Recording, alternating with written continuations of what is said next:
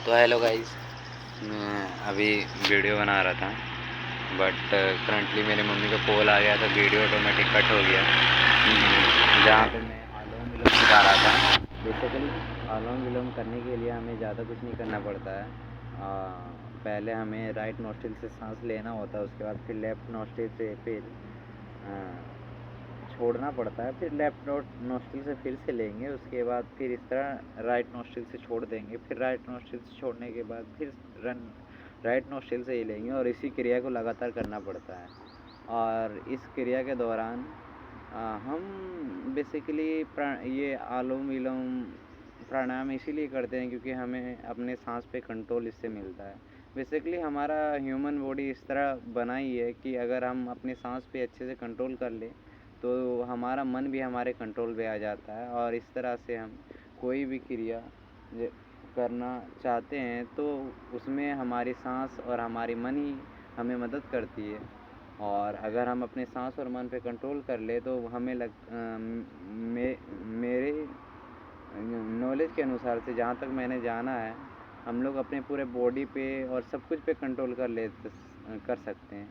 तो अगर हम निरंतर अभ्यास करते हैं इस प्राणायाम का, लगभग अगर हम लोग 2 महीना या 3 महीना भी करते हैं तो हमारा खुद पे बहुत ज़्यादा कंट्रोल आ जाता है। और करंट के टाइम में, आज के टाइम में ये इंटरनेट के ज़माना पे स्क्रीन और डिजिटल दुनिया के समय पे ये सब कोई करते नहीं है। और आजकल हमारा फोकस लेवल और अपने ब्रीथ पे कंट्रोल बहुत कम होता जा रहा है और इसीलिए हम ये प्राणायाम करते हैं। और जैसे मैंने बताया कि मैंने अभी कर लिया है अनुलोम विलोम प्राणायाम, अब मैं इसके बाद स्टार्ट करने जा रहा हूँ कपालभाति। तो कपालभाति मैं करके दिखाता हूँ, बस stay there and watch my video. और मैं आपको हमेशा सिखाते रहूँगा, बहुत कुछ सिखाऊँगा, बहुत कुछ सिखाने लायक है जो मैं आपको सिखा सकता हूँ। तो बने रहिए गाइस। बस मैं वीडियो बनाता हूँ कपालभाति कैसे करते हैं। कपालभाति बेसिकली कैसे किया जाता है, पहले रीढ़ को सीधा कर लिया जाए, उसके बाद हमें कुछ नहीं करना है, बस निरंतर अपने सांस को जल्दी लेना और छोड़ना है। और इस प्रक्रिया के दौरान हमें अपना पूरा फोकस अपने पेट पे करना है क्योंकि हमारा पेट का सबसे पहला ये कपालभाति का काम होता है कि हमारे पेट का पाचन को मजबूत करता है, मतलब डाइजेस्टिव सिस्टम को मजबूत करता है और हमारे चेहरा पे निखार लाता है। तो बेसिकली हम लोग जानते हैं कि हमारे शरीर पे जो ज़्यादातर बीमारियां आती है वो हमारे पेट से ही आती है। 90% बीमारियां जो आती है हमारे शरीर पे वो पेट से ही आती है। तो अगर हम अपना डाइजेस्टिव सिस्टम को अच्छे से संभाल के रखें और उस पर अगर वर्क करें तो शायद हम बहुत सारी बीमारियों से बच सकते हैं। तो उसके लिए कपालभाति करना बहुत ज़रूरी है। तो मैंने आपको बता दिया कपालभाति करना क्यों ज़रूरी है, तो अब मैं बताता हूँ कि कैसे किया जाता है। तो देखिए, आपको मैं दिखाता हूँ। अभी ऐसे ही नॉर्मली बहुत ज़्यादा कुछ नहीं करना पड़ता है हमें, बस अपने सांस को निरंतर लेना और छोड़ना पड़ता है जल्दी और हमारा फोकस हमारे पेट पे रहना चाहिए क्योंकि ये क्रिया हमारे पेट के लिए ही बनी हुई है और इससे हमारे चेहरे पे भी निखार आता है। अगर निरंतर इसका अभ्यास किया जाए तो हमारे चेहरे में चमक बहुत ज़्यादा बढ़ जाती है, जिससे हमारे चेहरा ग्लो करता है और हम पब्लिक में थोड़े अलग दिखते हैं और सब हमें नोटिस करते हैं। तो ठीक है, मैं दिखाता हूँ कैसे किया जाता है।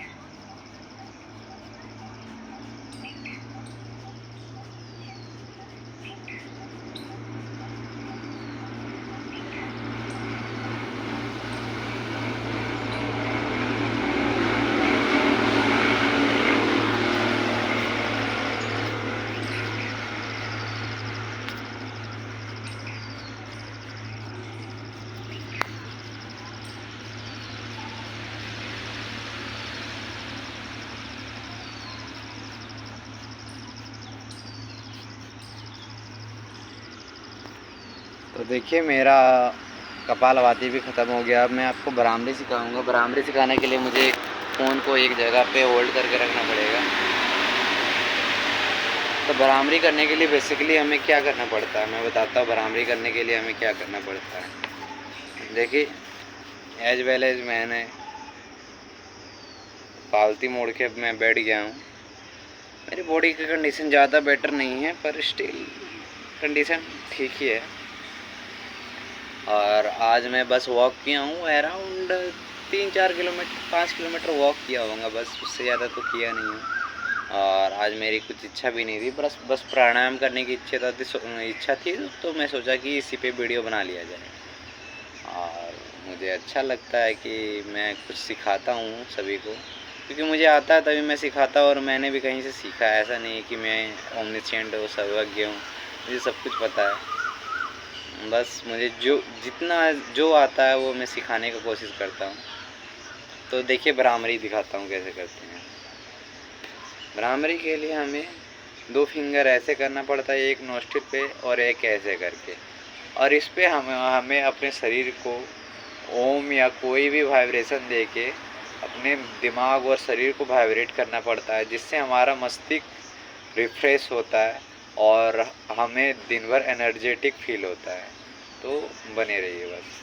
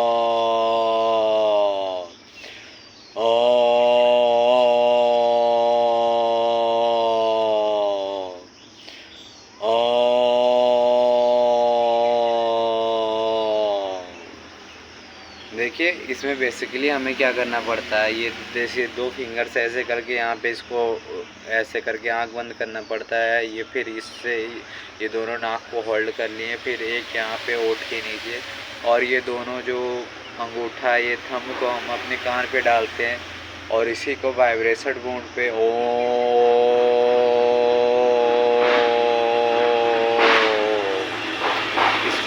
इस क्रिया को जब करते हैं तो हमारा माइंड और शरीर पूरा फ्रेश हो जाता है और इसे हमें करना ही चाहिए।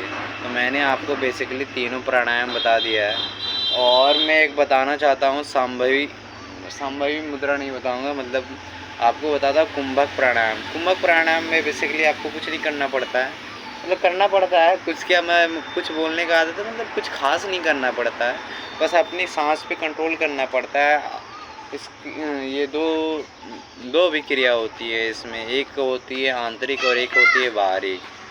तो आंतरिक और बाहरी करने से हमारे शरीर पे बहुत एनर्जी आती है, और जब भी हमें थकान फील होता है तो ये हमें एनर्जी दे देती है। और मैं बताना चाहूँगा गाइस, मेरी पर्सनल एक्सपीरियंस है, मैं बहुत ज़्यादा थक जाता हूँ और मुझे जब कुछ भी करने की इच्छा नहीं होता है तो मैं इसके द्वारा हील होके वापस से मैं अपने काम पे फोकस कर पाता हूँ। तो मैं आप लोग सभी से बोलना चाहूँगा कि आप लोग भी जब भी टायर्ड फील करें तो आप ज़रूर कुंभक प्राणायाम करें, इससे आपको एनर्जी फील होगा। तो कुंभक प्राणायाम में बेसिकली आप कुछ नहीं कर सकते, कुछ खास नहीं करना है, बस आपको सांस पे कंट्रोल करना है। लाइक पहले आप इनहेल कीजिए और इनहेल करके आप उसको होल्ड कर दीजिए, लाइक दैट।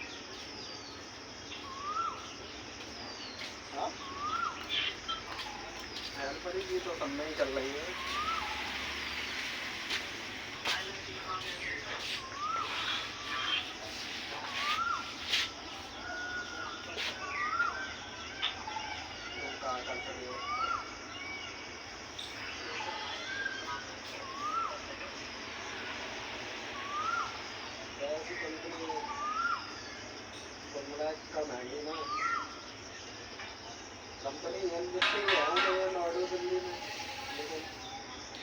बस होल्ड करना है और एज वेल एज फिर इसको फिर बाहर की तरफ छोड़ना है और उससे फिर होल्ड करना है, और ऐसे ही आंतरिक और बाहरी कुंभक प्राणायाम समाप्त होता है। मैं आपको एक बार बाहरी कुंभक भी करके दिखाता हूँ। जिस तरह मैंने अंदर लेके फिर उससे होल्ड किया, इनहेल करके फिर होल्ड करके, और जितनी मेरी क्षमता थी उस हिसाब से मैंने होल्ड किया। उसके बाद मैंने सांस को छोड़ दिया।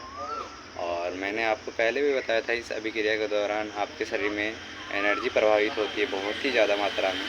और इसको करने के बाद अगर आप टायर्ड फील कर रहे हैं तो टायर्ड फील करने के बावजूद भी आपके अंदर एनर्जी आएगी, और आप कुछ करना चाहते हैं तो उसमें वो आपको एनर्जी प्रदान करती है। आप कुछ भी बिना खाए पिए भी आपको एनर्जी देती है। तो मैं आपको दिखाता हूँ बाहरी कुंभक प्राणायाम कैसे करते हैं। बाहरी कुंभक प्राणायाम में कुछ नहीं करना, बस बेसिकली हमें सांस को बाहर की तरफ छोड़ना है और उसे फिर होल्ड करना है।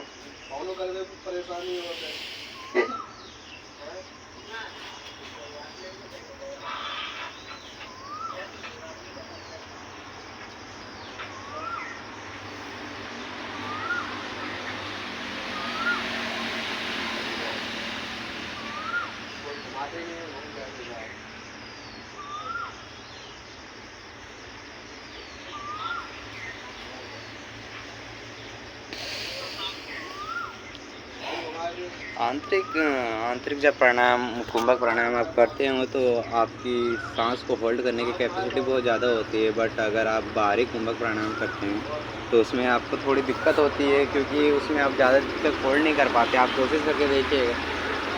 और फिर मिलते हैं गाइस। ऑलरेडी ये वीडियो अराउंड 30 मिनट का हो गया, जिसमें मैंने आपको 3 प्राणायाम के बारे में बताया, और एक ये चौथा भी बता दिया, कुंभक प्राणायाम।